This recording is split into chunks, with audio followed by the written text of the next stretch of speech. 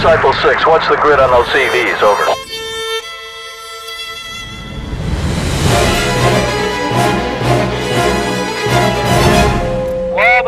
واضح استلمت بارك الله بكم يا عمار.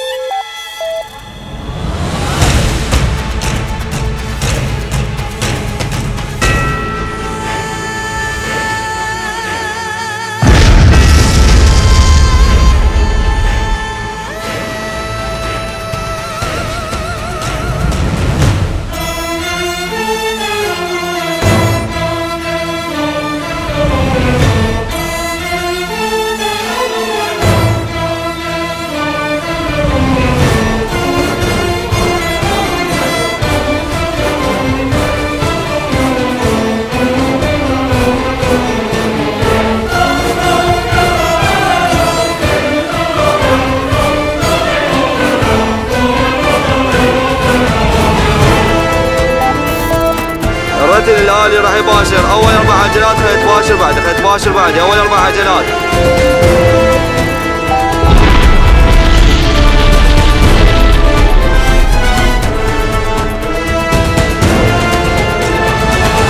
Copy that, Disciple 6. We confirm that the targets are moving to a restricted zone. Stand by for clearance.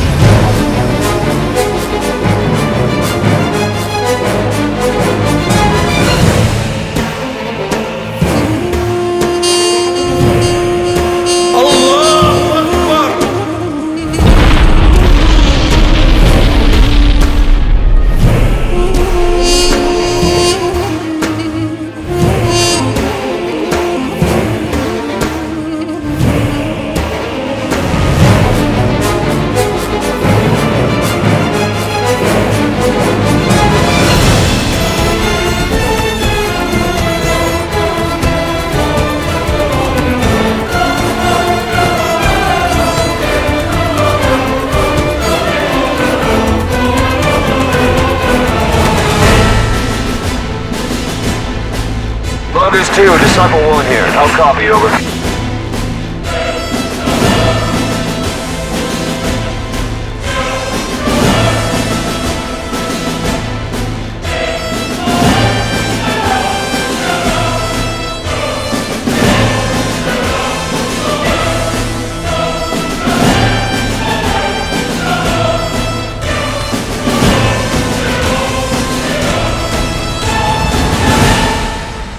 سيدي تم تحرير المنطقة بالكامل. واضح استلمت؟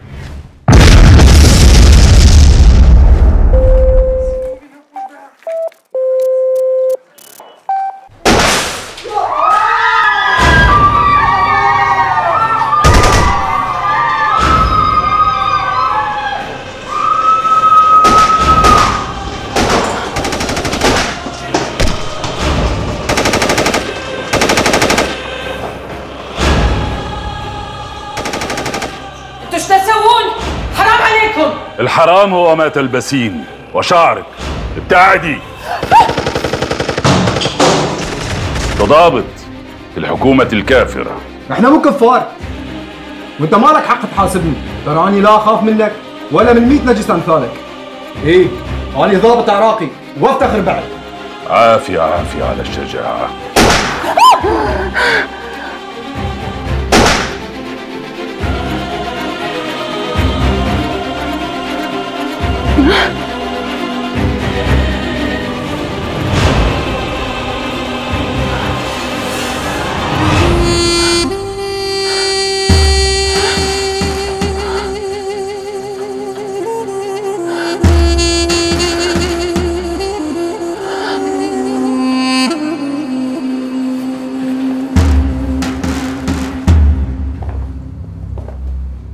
هل هذا معقول؟ وأنا ذهبت إليها إلى المشفى قبل غزوة الموصل وسألت عنها لأنتقم لثائر البغدادي، لكني لم أجدها. الدكتورة قصة كبيرة.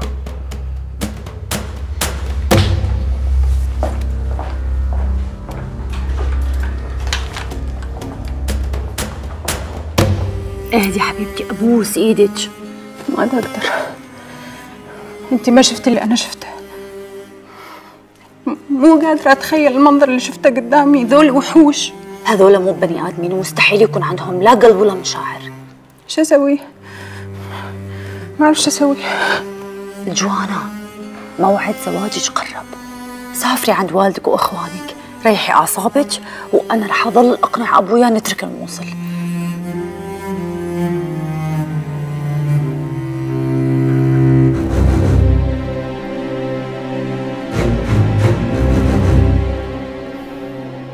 وإلى أين سوف تذهب؟ السلام عليكم. وعليكم السلام ورحمة الله وبركاته. أهلا بوالينا الكريم.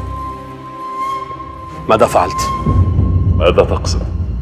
دخولك المستشفى وقتل عدد من المصابين الذين كانوا يتعالجون هناك. هم ضباط وجنود في الجيش والشرطة، وعقابهم واجب، ولا ندري ماذا كانوا سيفعلون إذا خرجوا من المشفى. أنت بهذا تفسد كل خططنا.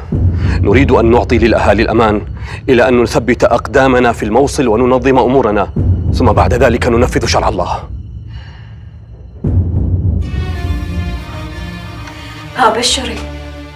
ماكو تليفونه مقفول لحد الآن. قلبي دا يوجعني وخايفة على ذنون، كلش خايفة.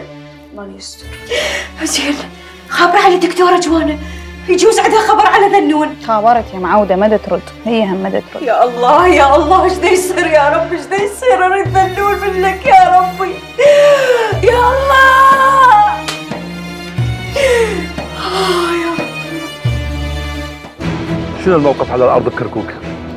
سيدي احنا سيطرنا على كل المواقع ومسكنا الأرض بكركوك.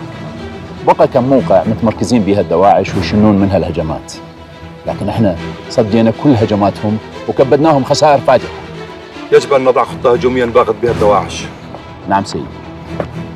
سيدي، اجت إشارة بحدوث هجوم من الدواعش على أحد مواقعنا. لازم نجهز قوة هجومية بسرعة. يؤمر سيد.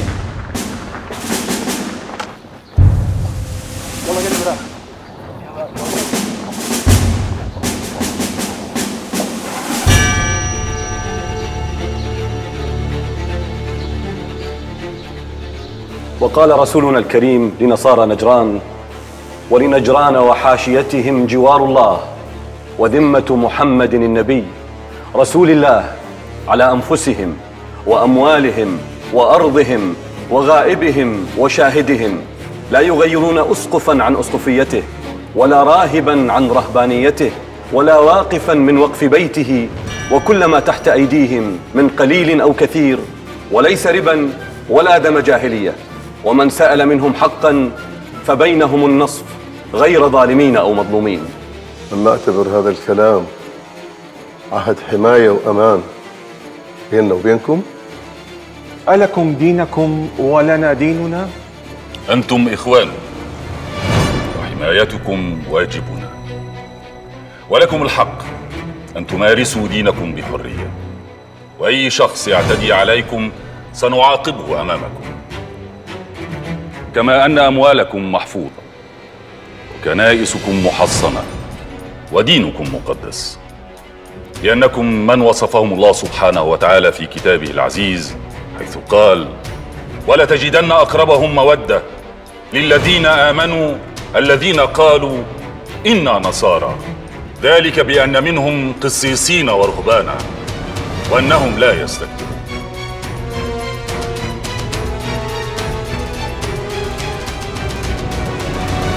اللي أنا مستغربته ليش مولانا الوالي أبو خالد ما طبق النظام اللي سواه بالرقة من ناحية ملابس الرجال والنساء. مولانا أبو خالد ما يريد يتعجل هذه الأمور، يرى أن كل شيء يطبق في وقته. زين شنو رأيك نفتح محل ملابس ويا معمل الخياطة حتى نستفاد أحسن من الغريب؟ الله عليك يا أم الوليد، عرفت ليش أنا تزوجتك؟ هل أنت متأكد بأنه هو نفس القاضي النصراني الذي حكم عليك بالإعدام؟ بعينه، مستحيل أنساه. وماذا تنتظر؟ اذهب الآن وأفرغ مسدسك فيه. لما العجلة؟ لا أريد أن أغضب الوالي وأتصرف دون إذنه، ثم إلى أين سوف يذهب القاضي؟ والآن تحت يدي. انت تعرفين هذا الداعشي اللي اسمه ابو عبد الله اللي كان بالكنيسة من هو؟ انت منين تعرفه؟ هذا مجرم وشهرته الدباح، ارتكب جرائم قتل وانا حكمت عليه بالاعدام. معقولة؟ هسه صار المحكوم عليه بالاعدام هو اللي صار يحكمنا. وفرضا احنا صار بيننا وبينهم عهد امان. الدواعش ارهابيين ما إلهم عهد ولا امان. انا مواطن عراقي حر وما راح ادفع الجزية اللي طلبوها من عندنا. ما حد يقدر يستعبدنا.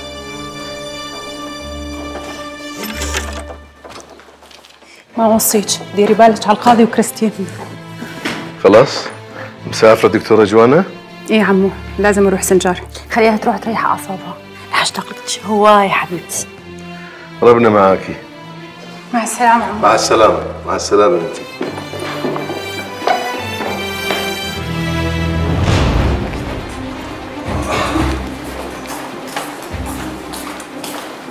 أريد مقابلة الدكتورة جوانا.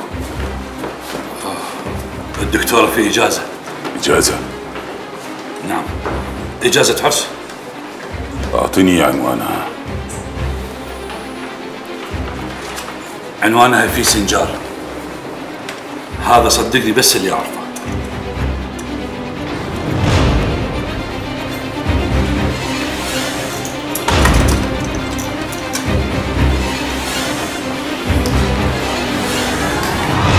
الحمد لله على السلامة حبيبتي واختي، اشتاقت لك هواية. وأنا هم اشتاقت لك. دكتورة مشتاقين لك. الحمد لله على السلامة. رحم الله والدك. نقذتينا. شلونك ام محمود؟ الحمد لله. والله لو ما انت كان احنا ايش قد متبهدلين. ايوه.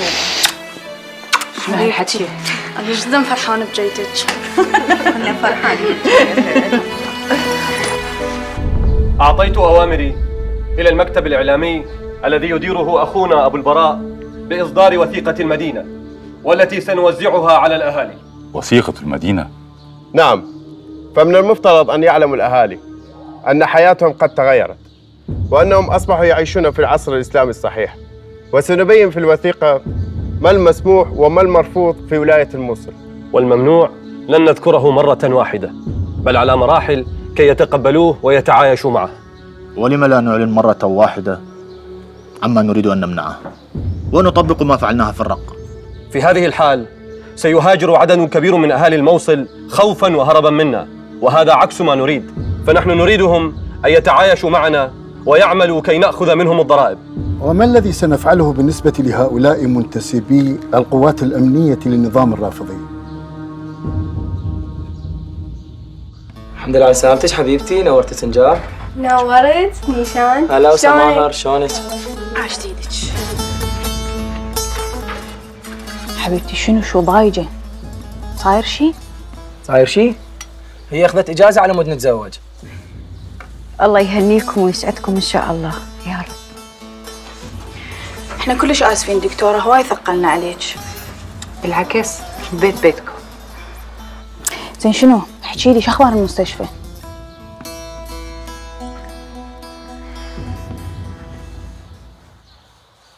بسم الله الرحمن الرحيم.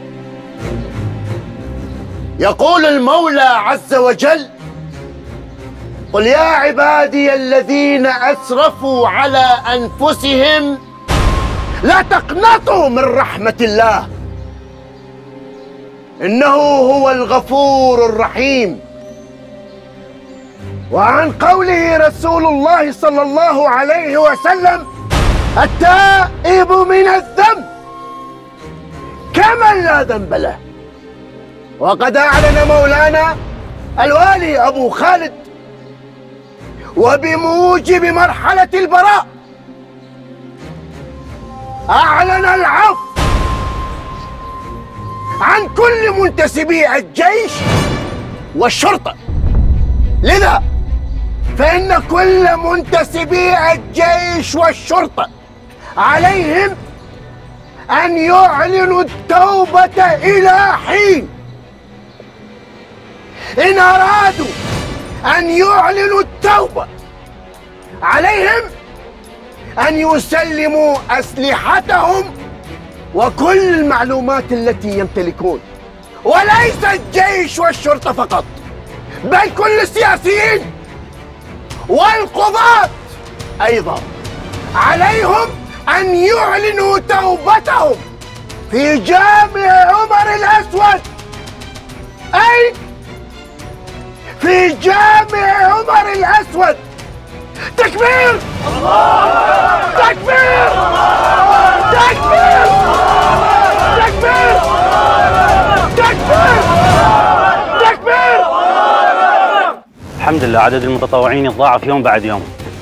تضاعف عدد المتطوعين من شباب العراق إلى الحشد الشعبي يوما بعد يوم، ووصلت أرقام المنتسبين إلى أكثر من 100,000 متطوع خلال أشهر قليلة. أنا أكد لك أن الشيخ ذنون ما له علاقة لا بالسياسة ولا بشيء آخر.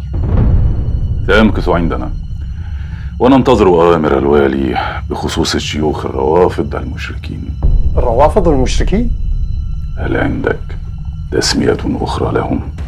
ليكن. أنا مستعد أقدم أي شيء تطلبوه مقابل الإفراج عن الشيخ ذنون. سأرفع طلبك وننتظر الرد.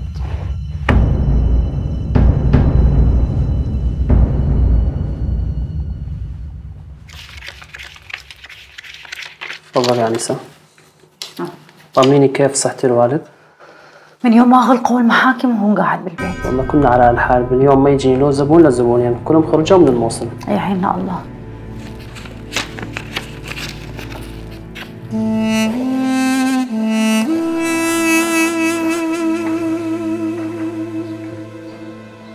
تعالي.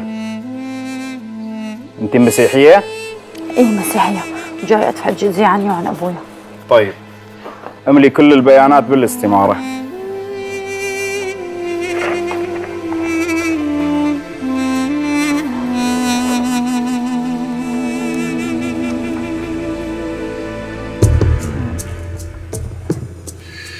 يا سلام، رهيبة. أمنت لك المزاج من أحد أصدقاء المقربين وجلبت لك هذه القطعة بالكامل.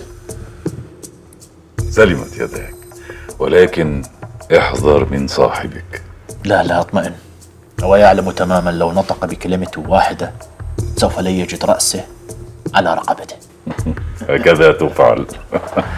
وسترى الكثير أيها الأمير.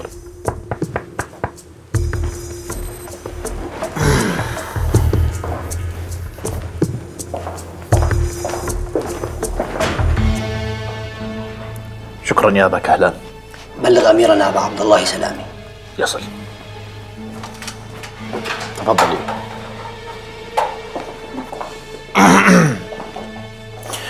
هناك. من هذه؟ إنها سبية اشتريتها أنا وأبو كهلان لأجلك. سلمت يدك أنت وأبا كهلان. حسنا، أنا يجب أن أتركك وحدك حتى. السلام عليكم. وعليكم السلام ورحمة الله وبركاته. ما اسمك؟ أنا اسمي سمر. سورية؟ بلى. اشلحي اشلحي.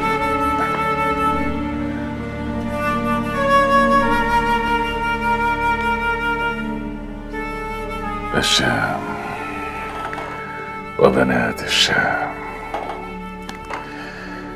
هل أخبروك من أنا؟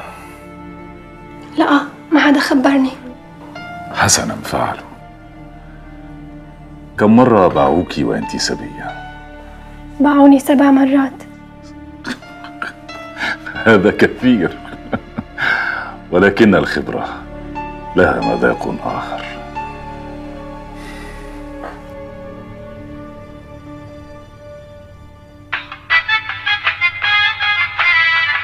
ارقصي.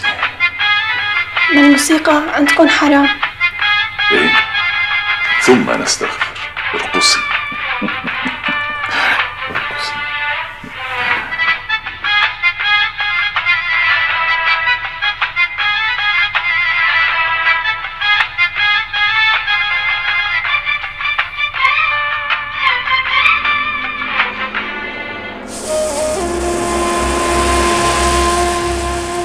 ولش زينب، انت متأكدة من هذا الحكي؟ طبعا متأكدة. شكوا الشيخ حسينية بالموصل، خذوه وهدموه حسين. يا رب لطفك يا رب، يا رب ارحم ذنون، يا رب رجعنا، يا لطفك يا رب. إن شاء الله ما يأذوهم، إن شاء الله يفرجون عنهم. منو؟ داعش يفرجون عنهم؟ انت سمعتي فديهم داعش ياخذوا الواحد ويطلعوه؟ يا رب اذا ما شو اسوي يا رب، جالي وين يروحون؟ يا الله يا الله. دير بالك تحكين شي قدام جوانه، البنية عرسها قرب، مو مال ننكد عليه. كافي من لما تنبيتها حارت بينا، كان هسه احنا حالنا من حال هواي عوائل متهجرة بالمخيمات. يا ربي يا ربي ارحم ذنول ورجع يا رب يا رب. ستكون أنت يا أبا الوليد مسؤولا عن ديوان المظالم. هذا الديوان سيكون بديلا عن المحاكم التي لا تحكم بما أنزل الله، وقد أصدرت قرارا بهذا الأمر. ومن سيعين القضاة في ديوان المحاكم؟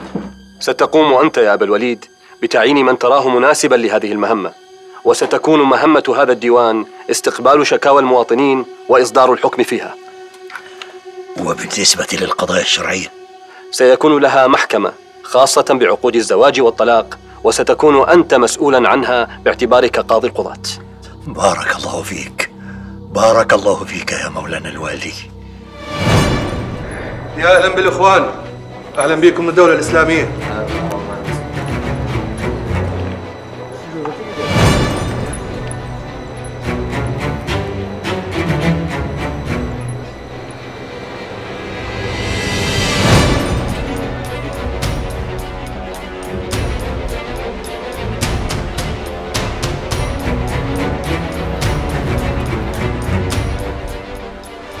زين اللي اقتنعوا جيت. والله ما اعرف شنو اقول لك، ما اعرف. ايش بيك سمير؟ الشغله زين والراتب زين. ممتاز، بعدين ايش راح يصير بينا؟ وعيونك الدولة الإسلامية باقية بالموصل وللأبد. شو عرفك؟ يمكن الوضع يتغير وبعدين نندم. لا تخاف، أهم شيء ندبر أمورنا. تدري يمكن يزوجونا. هذا اللي ماخذ عقلك. أنا ما أريد أنضم للدولة، ما أريد. إيش بيك سمير؟ إيش بيك؟ خليك وياي.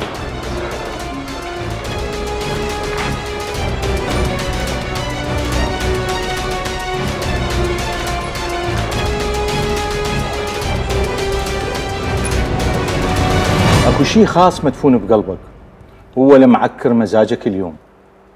ليكون على مود القرار اللي طلعوه دواعش بوقف العمل بالمحاكم. القضايا كلها عينوا لها قاضي من عندهم حتى يبت بيها. ما اعتقد القاضي راح يفهم بشغلكم، خصوصا اجراءاتكم القانونيه. لواء عاصم، يا اجراءات قانونيه اللي انت تتكلم عنها.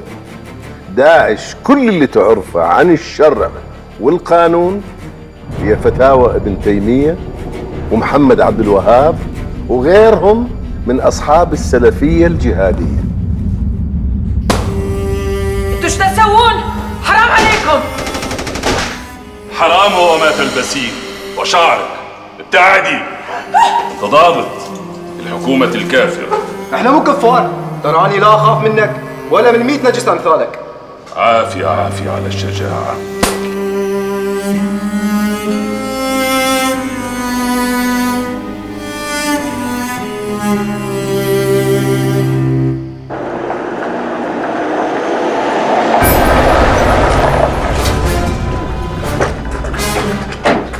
لماذا لم تأتي معك؟ ألم تنتهي إجازتها؟ فعلا لم تعد معي، ولكن قل لي لما أنت مهتم بها إلى هذا الحد؟ لا أعرف ماذا حدث لي عندما رأيتها أول مرة، ورأيت شجاعتها. لم تخف، مع أنها تعرف جيدا أنني أستطيع أن أنهي حياتها بطلقة.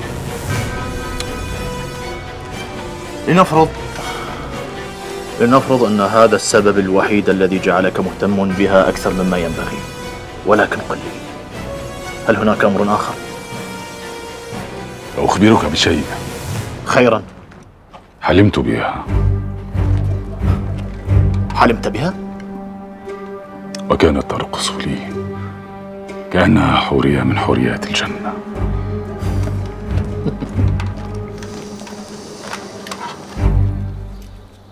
ليش ما تاكلين ام الوليد؟ ما اشتهي. ليش؟ مو خلصنا تجهيزات محل ملابس؟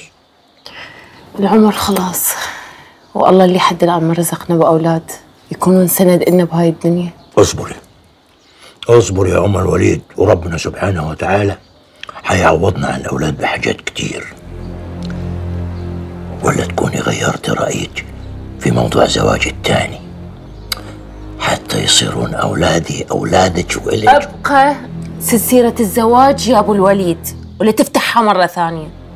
مو هذا شرع الله اللي أقمنا الدولة الإسلامية حتى نطبقه؟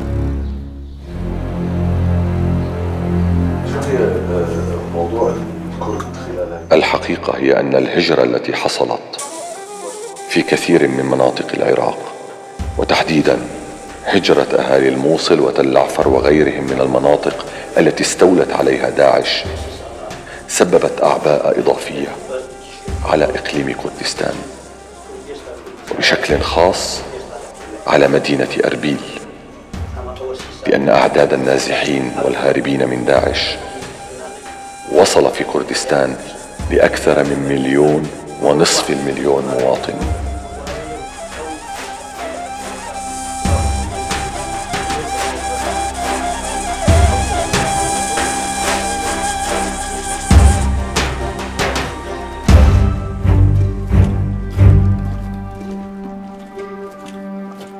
السلام عليكم.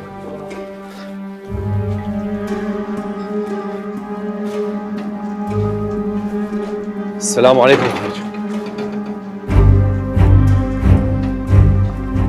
حقا ما سلم علي. شو سويت بروحي اني؟ ايش تعبت نفسك واجيت سنجار؟ لا تعب ولا شيء، يعني ما تريديني أجي أطمن عليكم؟ الله يحفظك. عمي شيرة، شو أخبار كركوك؟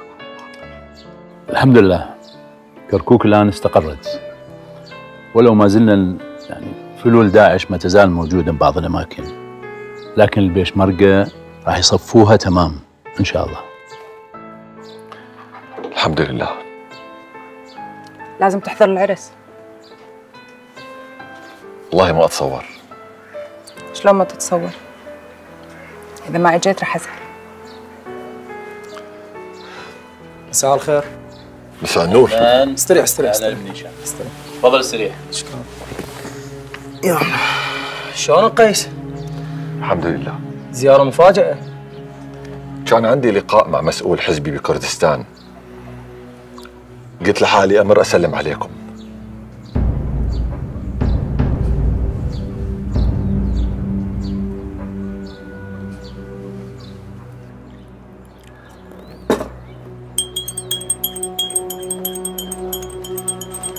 أنت انضميت ويا داعش؟ ايوه، شو اسوي؟ بعد ما فندق الحاجكة واخذوه الدولة الإسلامية. يا سلام، كنت تروح تدور لك على أي شغلة ثانية غير هاي الشغلة، ما تروح تشتغل ويا المجرمين والسفاحين. أنا لا رح أقتل ولا أذبح أحد، المهم ينطوني شغل، أخذ منه راتب، نقدر نعيش وأصرف على البيت، وأنت تكملين جامعتك. وأمك عرفت؟ لا ما تدري. سمير، أمي إذا عرفت راح تصير مصيبة.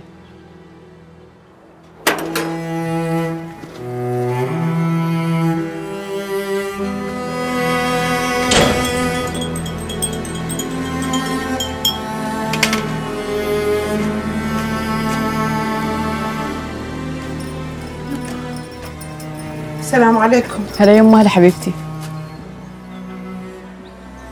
شكو ايش بيكم؟ ماكو شي يمه حبيبتي، وكش ماكو؟ شكو قولوا لي. يمه ماكو شي.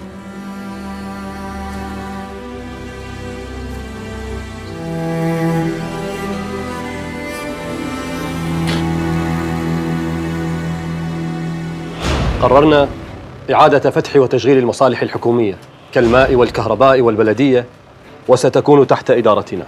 طيب، وهذا سيزيد من دخل الدولة الإسلامية. وقررنا أيضا فرض ضريبة على أصحاب المحال التجارية والمعامل وغيرهم بنسبة 25%. على بركة الله. وهناك خبر آخر. وما هو هذا الخبر؟ لقد أمر خليفة المسلمين أبو بكر البغدادي بإنزال الصلبان عن الكنائس وعدم حمل أي إشارة للصليب، وأنهم مرحب بهم بيننا شرط أن يشهروا إسلامهم.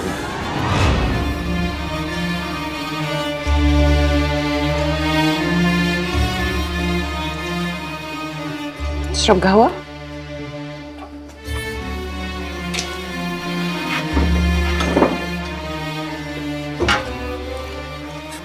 ايش بيك نشانك؟ شي مضايقك؟ انت مو شايفه اهتمام قيس بيك مبالغ بيه؟ مبالغ بيه شلون يعني؟ انت مو قلتي لي اجاك المستشفى وقت حضر التجوال وجيته الك السنجار واتصالاته المستمره، كل هذا حتى يطمن عليك؟ هو صديقي يعني اعرفه من سنين، ما اشوف بيه شيء. صديق؟ ايه صديق. انت شايف اكو شيء ثاني؟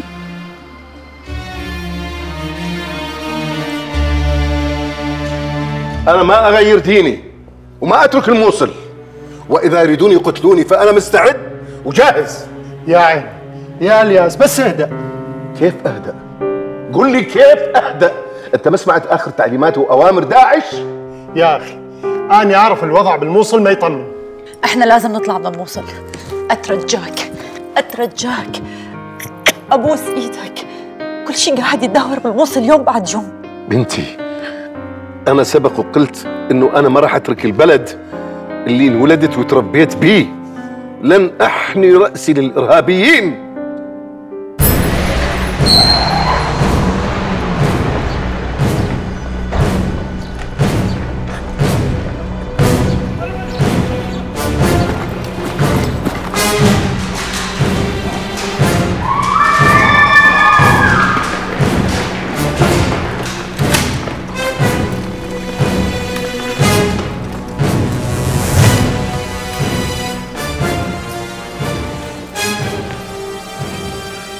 انتوا ليش تخالفون اوامر خليفة المسلمين بعدم رفع الصلبان داخل الدولة الإسلامية؟ ها؟ وبعدين شو راح يصير؟ حيكون حرام. وقفوا ايش بيكم؟ خليني اقول لك فد شيء. قول شو عندك؟ رسولكم من دخل مكة هو امر بتحطيم الاصنام وكل الصور اللي كانت موجودة في مكة، ولكن ايش سوى؟ خلى ايدتين اثنين على صورتين ايقونتين وقال كل شيء تدمرون ما عدا هالصورتين، واحدة كانت ليسوع المسيح والثانية كانت لمريم العذراء. لك انت تعلمني بديني يا نصراني؟ خلاص.